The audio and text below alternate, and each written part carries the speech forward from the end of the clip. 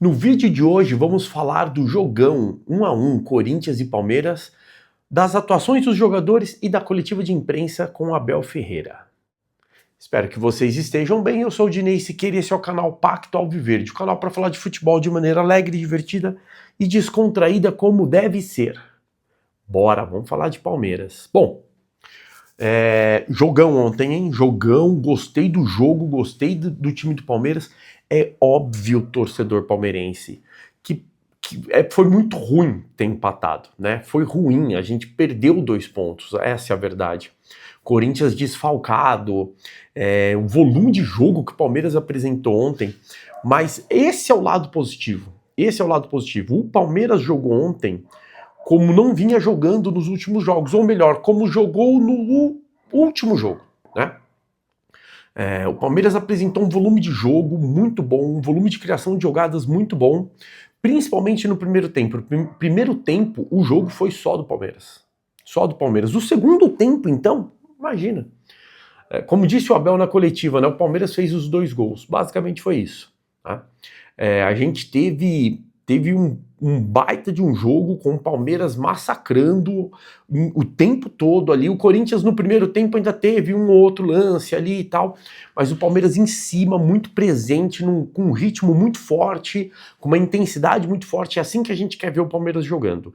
E, cara, eu fico feliz, eu fico chateado pelo resultado, porque a gente poderia ter ganho o jogo, mas eu fico feliz porque o Palmeiras voltou a jogar bem. E aí já vamos começar falando, né, das atuações. Cara, o Everton fez nada, não sujou a camisa, não suou em campo, fez nada. No lance do gol, a bola bate no Piquerez, é uma infelicidade, não tem muito o que fazer. O Everton não tinha, podia pular, não podia fazer nada, não dava pra fazer nada. Então o Everton não suou a camisa, não teve, e isso é bom, não fez nada, perfeito. Kelvin, cara, o Kelvin, eu acho que o Kelvin, não acho que ele jogou mal, mas não acho que ele jogou como jogou na última partida, tá? Acho que ele esteve presente, tudo, mas acho que talvez até por ser Palmeiras e Corinthians, ele ficou ali com um pouquinho de insegurança. O que é normal, cara, o segundo ou terceiro jogo dele só, não dá pra exigir muito assim também. Eu acho que ele vai ganhar cancha, né, vai ganhar mais confiança, vai ganhar mais cancha conforme o tempo for passando, tá? Sem problema algum, achei que não achei que comprometeu. Só achei que esperava um pouquinho mais no jogo de ontem, tá? Dupla de zaga, Gomes e Murilo. Segurança total e ainda com bastante perigo no ataque, né? No primeiro tempo teve um lance que se o zagueiro do Corinthians não desvia a bola, o Gomes entra na cara do gol sozinho para fazer o gol numa cobrança acho que num rebote de cobrança de escanteio, alguma coisa assim. Cara, muito bom. Murilo, seguro, tranquilo, Gomes também. A nossa dupla de zaga é fantástica. Piquerez, eu achei que esteve abaixo ontem. É lógico que aí, né, talvez a avaliação, porque, putz, como o gol contra foi dele, a bola e tal, vocês até pensem, ele jogou mal. Não, ele não jogou mal, mas ele teve abaixo, tal, porque ele joga mais do que ele jogou ontem, basicamente é isso. E esse é o problema da gente ter um lateral esquerdo fenômeno, né, que o nosso lateral esquerdo é fenômeno. Quando ele joga um pouquinho abaixo, a gente sente, né? Mas, cara, não achei que comprometeu também, tá? Eu não achei que comprometeu. Aníbal Moreno e Lucas Evangelista. O Aníbal Moreno eu achei que não jogou bem, tá? Não dá pra dizer que foi mal, que foi péssimo, que foi horrível, mas eu achei que ele tava inseguro, talvez porque no último jogo que ele fez contra o Corinthians, por causa da cabeçada da expulsão, então ele talvez tenha sentido um pouco de segurança. Pra mim, os 2 piores, tá?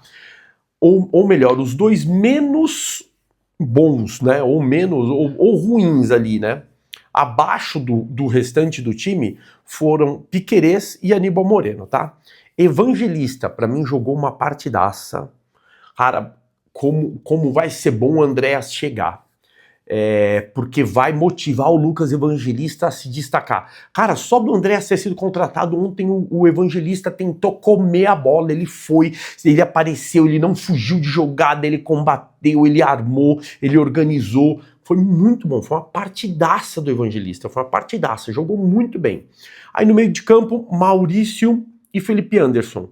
Cara, Felipe Anderson, ele tá começando a mostrar o futebol que a gente esperava dele quando ele chegou, tá? Jogou muito, foi uma excelente partida. Acho até que ele precisa se soltar um pouco mais, arriscar mais de fora da área, sabe? Aquela coisa do último lance que ele chega, tal, ele tenta achar alguém para fazer o passe em vez de ele definir, mas normal também, né? Ele vem numa crescente, ele vai chegar nesse nível. Mas partidaça. Jogou muito também, armou, combateu, brigou pela bola, deu uma qualidade no meio de campo. Para mim, esse meio de campo tá muito bom, muito bom, muito bom. E com a chegada do Andreas Pereira vai ficar melhor ainda. Maurício também jogou muito bem.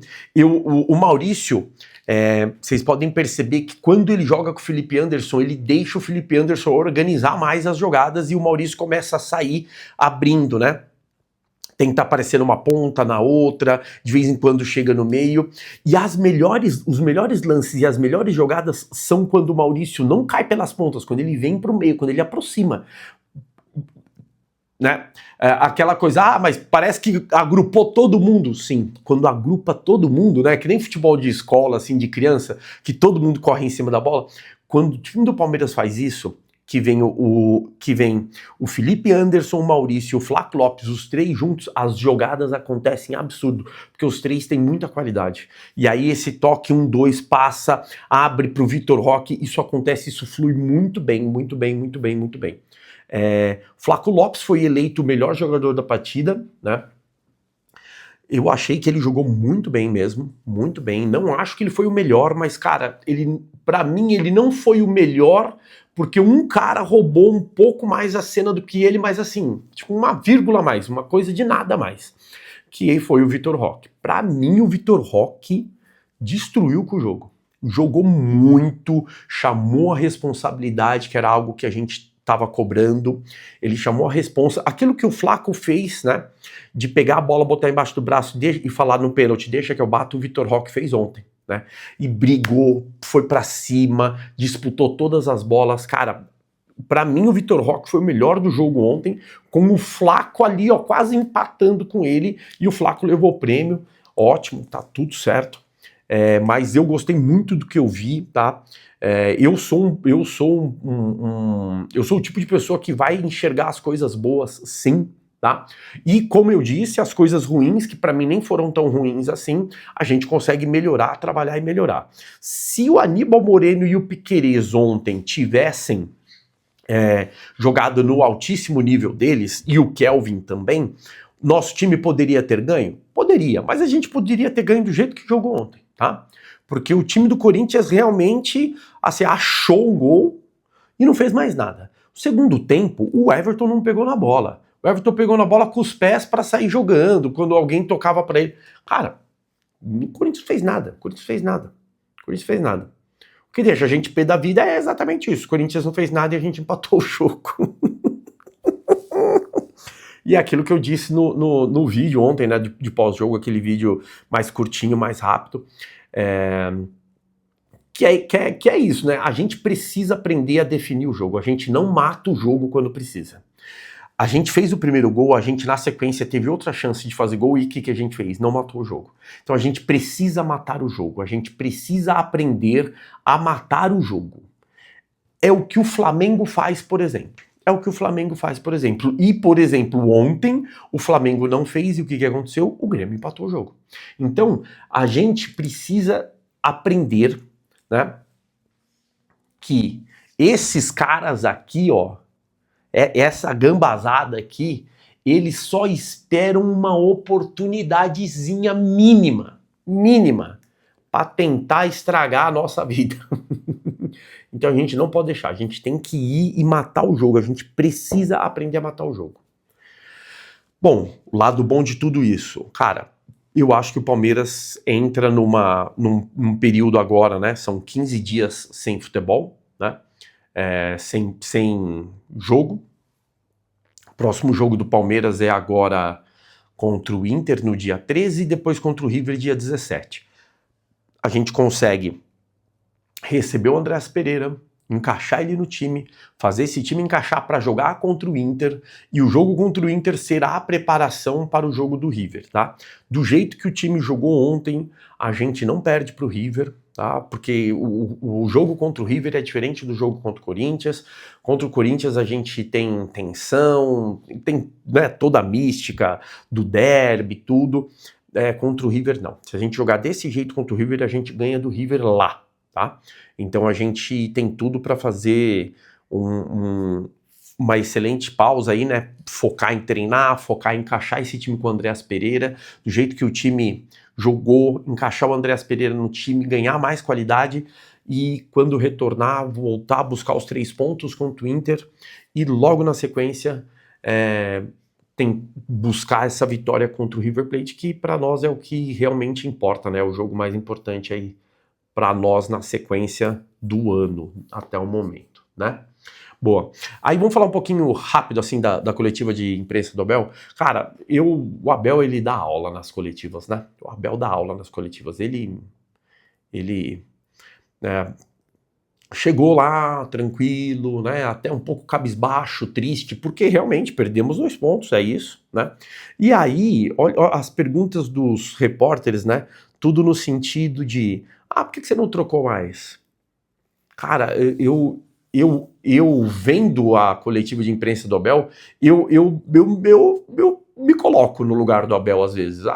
Eu responderia assim, tipo, pera, cara, quando eu não mantenho, quando eu troco é porque eu não mantenho a equipe e eu não tenho um time titular e eu não consigo manter a equipe e ninguém sabe qual que é o titular e a gente não dá rodagem pro time. Aí quando eu não troco pra fazer isso, vocês me questionam por trocar. Cara, é inacreditável. Inacreditável. Depois não tem como. Vocês querem que a gente pense o quê? Que não é marcação? Lógico que é marcação.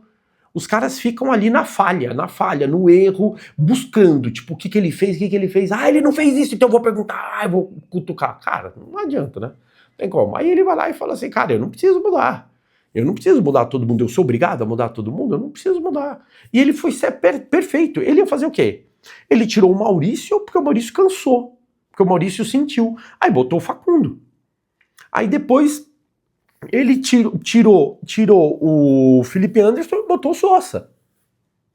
Ele ia fazer o quê?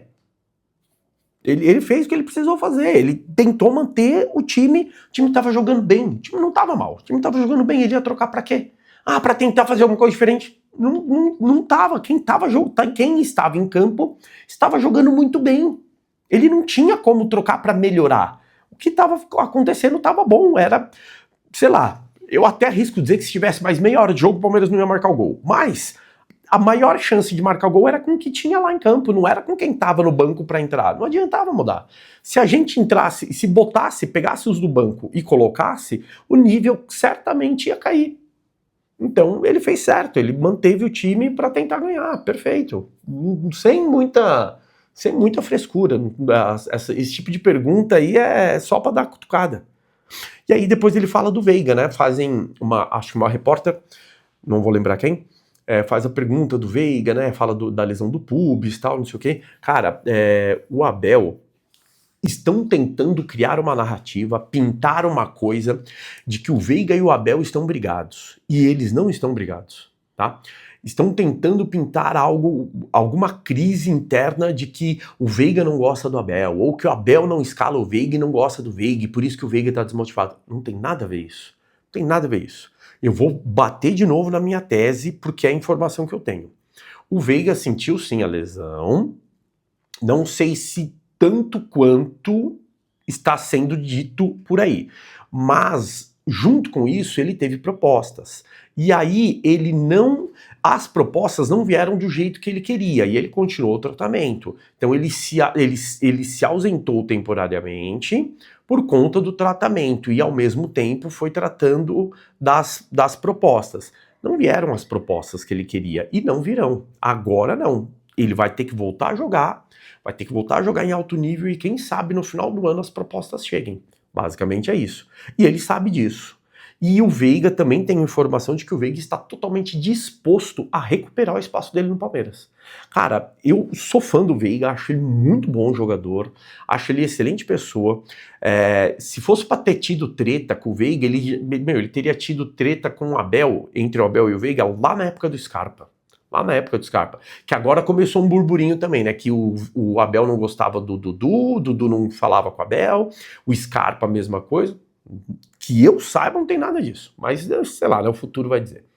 Então, o Veiga, ele tá nesse tratamento, ele deve terminar, o tratamento dele deve durar aí mais 1 ou 2 semanas no máximo, ele retorna já para fazer todo o retorno, né, aquela transição de tênis chuteira, para treinar no campo e seguir em frente, tá? Então, basicamente, com relação ao Veiga é isso.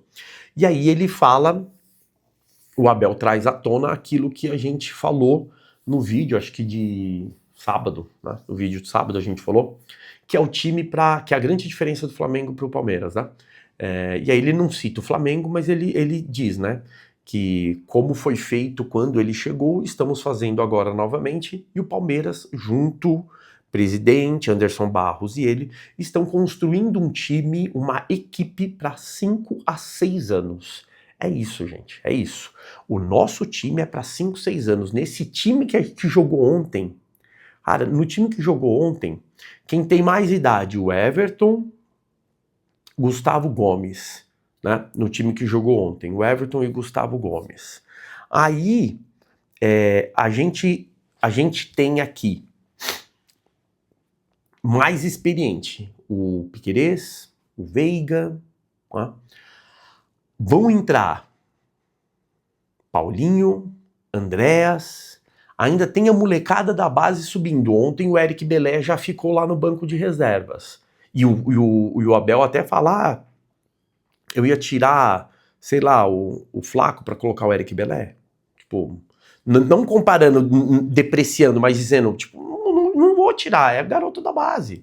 Calma, deixa aqui, vou tirar o Vitor Roque e botar o Luigi? Não, deixa eles lá trabalhando. Meu, perfeito. Pra mim, né, eu sei que você palmeirense tá triste porque, não pode ter esses gambá, não ganhamos da Curicá desse ano, blá, blá. Cara, a gente ganhou um jogo, segue, pra mim o problema não é cara, pra mim o Corinthians já faz muito tempo que deixou de ser pedra no sapato, sabe por quê?